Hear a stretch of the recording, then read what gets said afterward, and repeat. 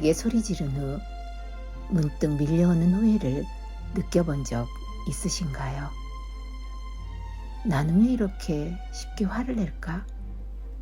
이 질문이 내 마음을 무겁게 합니다. 사실 이러한 감정들은 질량과 관련이 있습니다.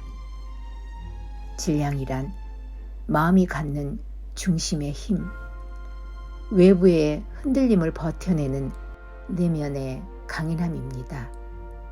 질량이 큰 아이일수록 스스로 결정하려 하기에 통제하기 어렵습니다. 그런 아이일수록 영재이거나 영재 성향을 가진 경우가 많습니다. 문제는 아이가 아닙니다. 엄마가 아이를 일반적인 상식으로 다루려 한다는 거예요. 그래서 엄마는 답답하고 아이는 불만이 쌓입니다. 이때 필요한 건 아이를 바꾸려 하는 게 아니라 엄마의 질량을 키우는 일입니다. 엄마가 공부하고 스스로를 성찰하며 차분히 내공을 쌓으면 아이는 그 내면의 힘을 느끼고 자연히 따라옵니다. 아이의 성장은 엄마의 질량에 비례합니다.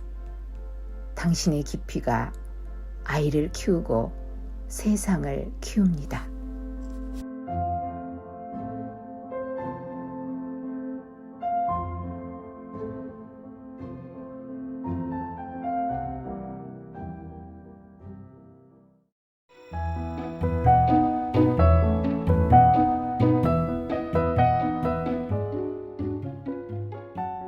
안녕하세요. 영혼이 행복해지는 시간 해피소울 365입니다. 여러분께서는 방금 전에 엄마의 화, 아이의 눈물이라는 짧은 영상을 보셨을 텐데요. 이 영상은 한 어머니의 진솔한 질문에 대해 천공 스승님이 답하신 강연 내용을 바탕으로 만들어졌습니다.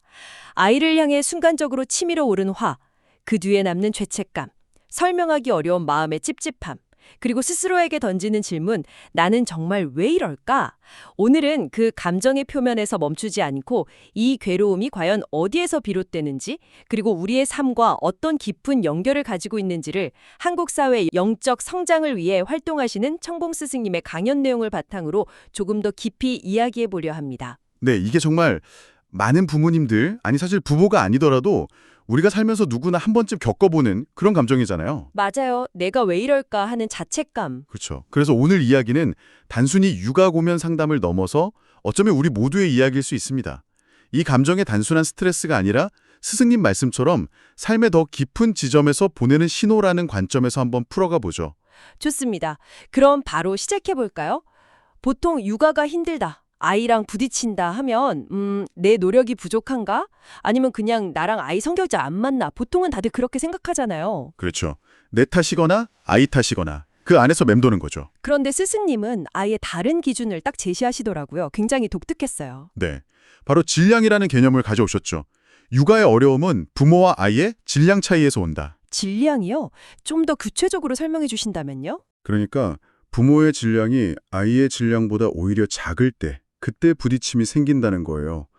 여기서 질량이라는 건 몸무게 이런 게 아니고요. 아, 당연히 그건 아니겠죠. 네, 뭐랄까 영혼의 깊이나 에너지의 크기, 내공 같은 개념으로 볼 수 있어요.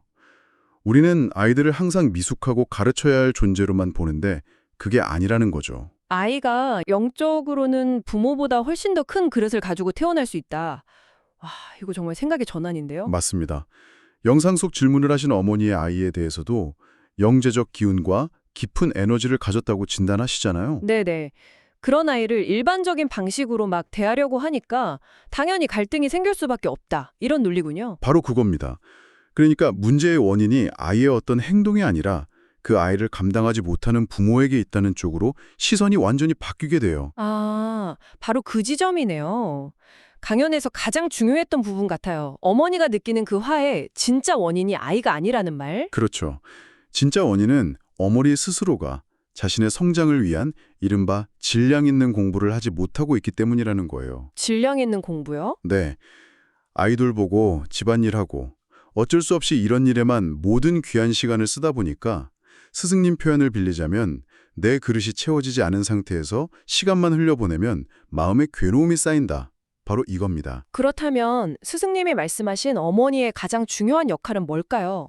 단순히 아이를 잘 키우는 게 아니라는 말씀이신 것 같은데요. 정확합니다. 어머니는 단순히 아이를 키우는 존재를 넘어서서 자기 자신을 성장시키고 가정을 안정적으로 운영하는 존재라는 거죠. 그래서 가장 중요한 일이 바로 공부를 통해서 내공을 쌓고 자기 자신을 갖추는 것이라고 하셨어요. 자신을 갖추는 것. 그러면서 굉장히 현실적인 조언도 하시더라고요. 육아는 경제적 여건에 맞게 분리하고 유모나 선생님의 도움을 받는 것도 자연스러운 선택이라고요. 네, 그게 많은 분들에게는 좀 충격적으로 들릴 수도 있는 부분이죠. 그렇죠. 그래도 엄마가 직접 해야지 이런 생각이 강하니까요. 하지만 스승님은 시간의 가치를 엄청나게 강조하시거든요. 시간은 금보다 보석보다도 귀하다. 이 귀한 시간을 자기 영혼의 질량을 채우는 데 쓰지 못하면 그게 나중에 더 큰 답답함과 고통으로 돌아온다고 경고하시는 겁니다. 아, 결국 내 성장이 멈추면 그 고통이 나한테서 끝나지 않고 주변으로 퍼져나간다는 말씀이시군요. 네, 거기서 이야기가 한 개인의 문제를 넘어서 사회 전체로 확장이 돼요. 맞아요. 그 고통의 3단계 설명이 정말 인상 깊었어요. 첫 번째 단계가 괴로움이 쌓여서 마음이 아픈 환자가 되는 것. 종교의 기대도 근본적인 해결은 안 되고요. 그러다 그게 오래되면 두 번째 단계, 몸까지 아픈 병자가 되는 거죠. 병원에 가도 병만 치료하지 삶 자체를 다스려주진 못하니까요. 그리고 마지막 3단계, 그 답답함을 감당하지 못해서 결국 극단적인 선택으로까지 이어진다는 겁니다. 한 개인의 육아 스트레스가 사회의 가장 아픈 부분까지 연결되는 거네요. 네, 스승님은 이 모든 현실의 근본 원인을 바른 교육의 부재에서 찾으셨어요. 이것이 한국 사회의 높은 자살률로 이어진다는 정말 날카로운 진단이죠. 와, 정말 거대한 이야기네요. 그렇다면 이 흐름을 멈출 해답은 대체 어디에 있을까요? 스승님은 그 해답을 아주 의외의 곳에서 찾으셨습니다. 바로 한국 여성들에게서요. 한국 여성이요? 네, 우리 여성들은 모두 지도자적 질량을 가지고 태어난 존재다. 이제는 남성들이 이끌어온 물질 성장의 시대를 넘어서 여성들이 이 사회를 지혜롭게 안정시키고 품어 안아야 할 때라는 메시지를 주셨어요. 사회를 안정시키고 품어 안는 역할. 그렇습니다. 그래서 여성들이 먼저 공부하고 자신을 갖춰서 사회 부모로서의 역할을 해야 한다는 겁니다. 사회 부모. 내 아이의 부모를 넘어서 이 사회 전체의 부모가 되라는 말씀이군요. 네, 그런 사회 부모들이 함께 움직일 때 우리 사회의 자살과 같은 구조적인 문제를 제로에 가깝게 만들 수 있다는 비전을 제시하신 거죠. 와, 정말 처음의 질문으로 다시 돌아오게 되네요. 결국 아이에게 냈던 그 화, 그 찝찝함이. 맞습니다. 그게 결국은 나에게 주어진 이 귀한 시간을 나 자신을 갖추는 데 쓰지 못해서 비롯된 아주 근원적인 고통의 신호였다는 결론에 이르게 됩니다. 오늘 이야기는 단순한 육아 조언이 아니라 정말 나는 어떤 삶을 살아야 하는가에 대한 근본적인 질문을 던져준 것 같습니다. 그렇죠. 핵심은 이것 같아요. 내 삶의 질량을 어떻게 키울 것인가, 그리고 나에게 주어진 이 시간을 어떻게 사용할 것인가. 네, 오늘 이 이야기가 여러분의 삶을 돌아보는 작은 계기가 되었으면 좋겠습니다.